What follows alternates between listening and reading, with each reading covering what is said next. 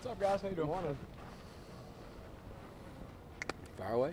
Coach, getting in these holes because of turnovers or whatever else, how does that affect you guys in terms of game plan, play calling as the game? Well, I think as a play caller, the biggest thing it does is just kind of takes you out of some of your original plans that you wanted to make, and not necessarily schemes or whatnot, but just in terms of how much do we throw it, how much do we run it. When you play from behind, you feel like that you got to press, make a big play, and get yourself back in the game. And that's why why there's been always such a huge emphasis on the start. If we can start fast, you can play ahead. Now all of a sudden you get more chances to run the football. You get more chances to, kind of do what you want to do. When you can play ahead or you're playing on even footing. But just obviously the start wasn't what we wanted it to be. Had some uncharacteristic things happen from some really good football players, and I know that that's not what they want to happen. I know those guys hurt just as bad as we do as a staff, and but we got to get those things corrected and we got to get them fixed. Is that the most drops you've seen from this group of receivers? Do you think the weather is a factor? It could probably be attributed to a lot of things, but we didn't do a great job. We got to pitch and catch, and that's one of the things as the system progresses and the longer that we're here, I feel like, you kind of don't have a choice but to enhance and make better, but you got to pitch and catch. Frustrating because is that frustrating because the wide receivers seem like they've been progressing and haven't had it? Oh, and they still are. This isn't a, break the glass in case of emergency type situation. We've got great receivers. They're coached incredibly well. Coach Kelly does a great job with them. They just didn't have their best day, and it just so happened to not have their best day on a really important football game on national TV. And nobody wants that. But no, I still believe in those guys, man.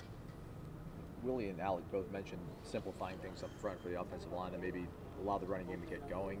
Were you guys seeing things in the last few weeks that made you want to try to do some more complex stuff that you thought you were ready for? No, I don't think we've ever been super complex. A lot of people would probably think the latter, that we don't do very much. I just minimize the scheme to make sure, especially with a group that's not real experienced, playing a bunch of different guys, just that we can just minimize as many looks as they can see in practice. Let's just run one or two schemes, and let's make sure that our guys have seen every look, every adjustment, and make sure there's not as much gray for those kids. And at least if there is some gray, that they've been there before, they've done it, and they can be comparable at it. You guys had an opportunity to make it a much closer game when you guys didn't score down the red zone. Could you talk about that possession or that red zone trip and kind of what things went wrong? Yeah, we had a 13, 14-yard run down to the inch line. A little bit of debate there on whether we scored or not. Went to a tempo inside zone.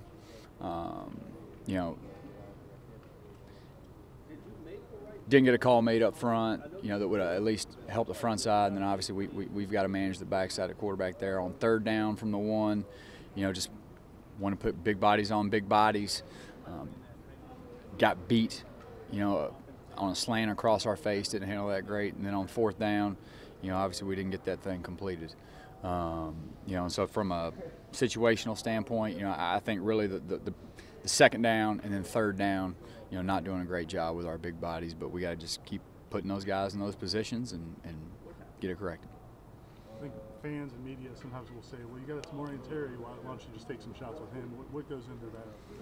Yeah, I think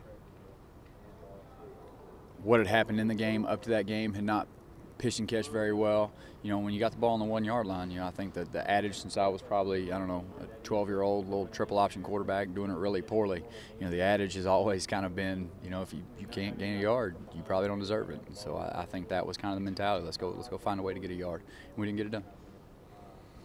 What's the name of that personnel package with Durden and Wilson? Hippo. Hippo? Hippo. Big kids. How much of that stuff is to try to keep these kids engaged in a tough season? Absolutely. Create as much morale as you possibly can, create as many opportunities for kids to be a part of the football program as possible and know that they're counted on, so they're invested in practice and invested in game day. Is that a way of rewarding those guys too? Because they have a little bit. A little bit.